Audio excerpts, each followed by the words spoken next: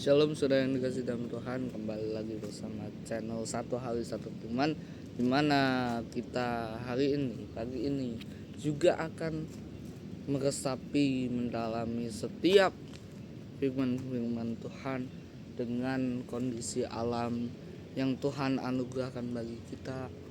Kita harus mensyukuri itu dan kita juga harus taat sama perintah Tuhan.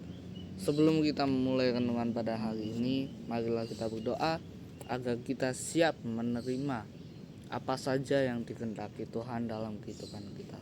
Amin.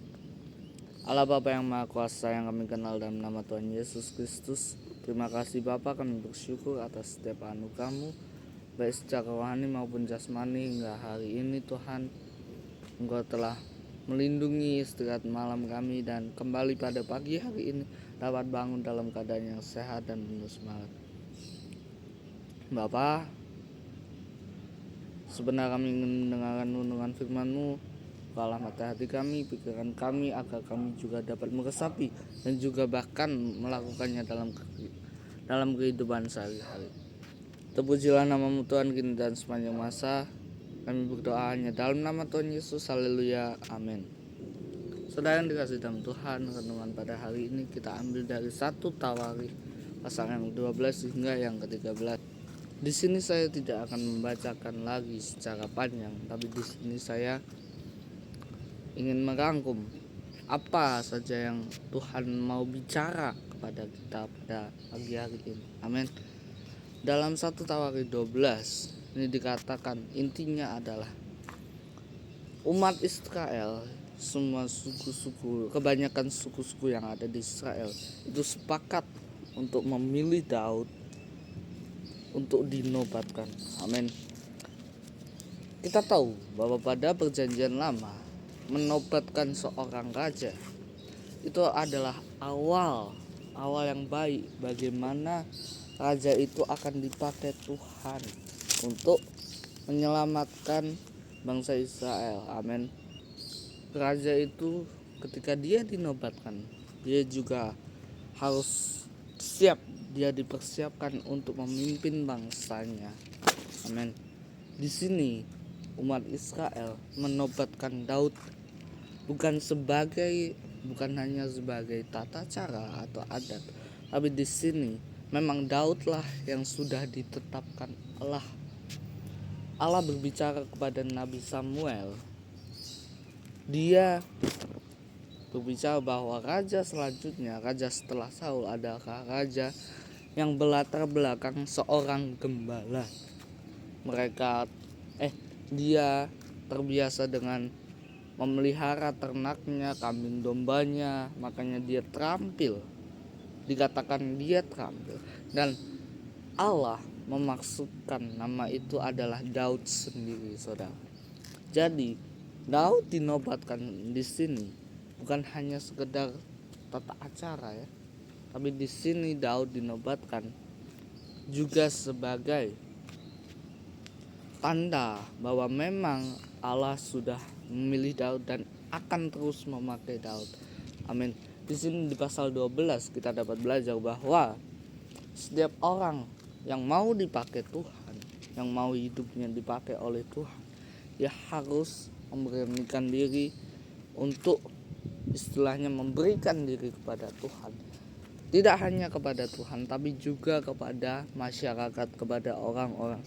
Jadi orang-orang yang mau dipilih Tuhan seperti pendeta, gembala, pastor, penginjil dan lain sebagainya, itu harus benar-benar siap menjalankan tugas tanggung jawabnya di depan masyarakat dan juga di depan Tuhan. Di sini kita dapat belajar bahwa orang Israel mempercayakan Daud. Artinya Daud juga harus melakukan tanggung jawabnya sebagai orang yang dapat dipercaya oleh bangsa Israel. Amin.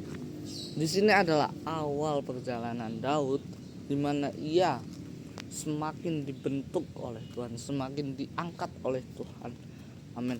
Yang awalnya dia melawan Goliat, tetapi di sini Daud semakin dijayakan karena dia mengandalkan Tuhan, karena dia terus menyerahkan hidupnya sama Tuhan. Amin. Kita harus mencontoh Daud, bukan mencontoh Saul. Kita harus mencontoh Daud bagaimana dia menyerahkan hidupnya kepada Tuhan, kepada Allah, kepada hal-hal rohani, bukan kepada hal duniawi seperti yang Saul lakukan. Amin. Itu inti pasal yang ke-12. Selanjutnya kita akan membahas pasal yang ke-13. Pasal yang 13 ini judulnya adalah tabut Allah dipindahkan dari Kiryat Yatim. Saudara yang dikasih dalam Tuhan, ketika kita melakukan perintah Allah, semisal kita dipakai Allah untuk menjadi alat, itu kita juga harus siap untuk melakukan setiap perintah Allah. Bagaimana cara melakukan perintah Allah? Kita bisa mencontoh dari pasal yang ke-13 ini. Tabut Allah dipindahkan. Di sini kita bisa belajar bahwa Daud itu sangat peduli dengan tabut Allah, saudara. Daud sangat peduli dengan Allah itu sendiri, saudara. Jadi walaupun dia sudah dipilih oleh raja, walaupun dia sudah mengalahkan banyak musuh, walaupun dia sudah berjaya bisa mengalahkan Goliat dan lain sebagainya, Goliat saja dia bisa kalahkan. Amin. Tetapi Daud di sini tidak sombong, saudara. Daud di sini tetap memperdulikan Allah, tetap melayani Allah, tetap melakukan perintah Allah. Salah satunya adalah memindahkan tabut perjanjian ini, tabut Allah. Artinya Daud tidak mendiamkan Allah, saudara. Walaupun dia berjaya, walaupun dia banyak mengalahkan musuh, tapi dia tetap rendah hati, saudara. Karena dia tahu selama ini hasil perjuangan itu bukan merupakan kekuatan dia sendiri, tetapi bagaimana dia mengakui bahwa yang memberikan kekuatan itu adalah Allah sendiri. Amin. Dari 1 Tawarik pasal 13 ini kita bisa belajar bahwa kita jangan menyombongkan diri. Kita harus seperti Daud, walaupun kita bisa mengalahkan masalah-masalah kita, tapi kita harus percaya bahwa masalah-masalah yang kita selesaikan, masalah-masalah yang kita hadapi, itu adalah kekuatan daripada Allah.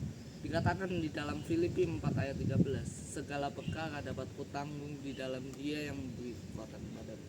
Jadi saudara, kita tidak seharusnya menyombongkan diri karena keberhasilan kita, karena kita harus mengakui bahwa keberhasilan yang kita capai itu sepenuhnya ada Allah yang menopang kita, ada Allah yang memberikan kita kekuatan. Makanya kita harus tetap bersyukur, harus tetap memperdulikan Allah seperti Daud yang mau memperdulikan Allah dengan memindah tabut perjanjiannya. Amin.